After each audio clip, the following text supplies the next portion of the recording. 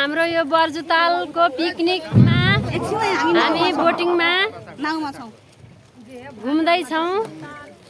यहाँ हेर्नु त